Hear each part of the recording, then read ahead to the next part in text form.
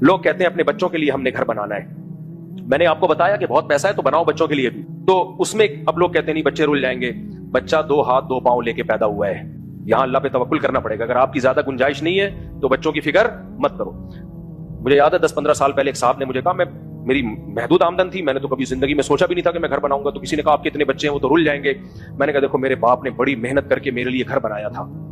ہمارے والد صاحب نے بڑی محنت کی اور ذاتی گھر بنایا کہ بچوں کے کام آئے گا.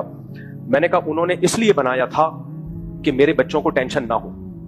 اب اگر میں اپنے بچے ہوتے ہی ٹینشن لینا شروع کر دوں تو میرے باپ نے جو پیسہ خرچ کیا اس کا تو کوئی فائدہ نہ ہوا.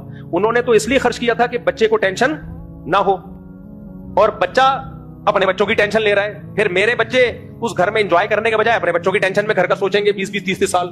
تو یہ سکون میں کون آئے گا؟ تو میں نے کہا میں اپنے بچوں کے بجائے اپنے باپ کے بچے کا سوچتا ہوں. بہت گہری بات ہے, بہت گہری بات.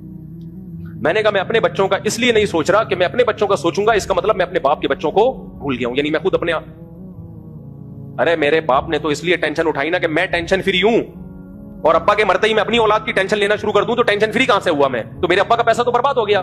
تو میں نے کہا میں بچوں کی ٹینشن اس لیے نہیں لیتا کہ میں اگر بچوں کی ٹینشن لوں گا تو میرے ابا کے بچے کو ٹینشن ہوگی, تو ابا کا پیسہ کیا ہوگا؟ ضائع. اس لیے میں ٹینشن, پیسہ دیا ہے تو بناؤ بھائی. تو اب کھوپڑی یعنی بات سمجھ میں آئی ہے اب اچھی طریقے سے؟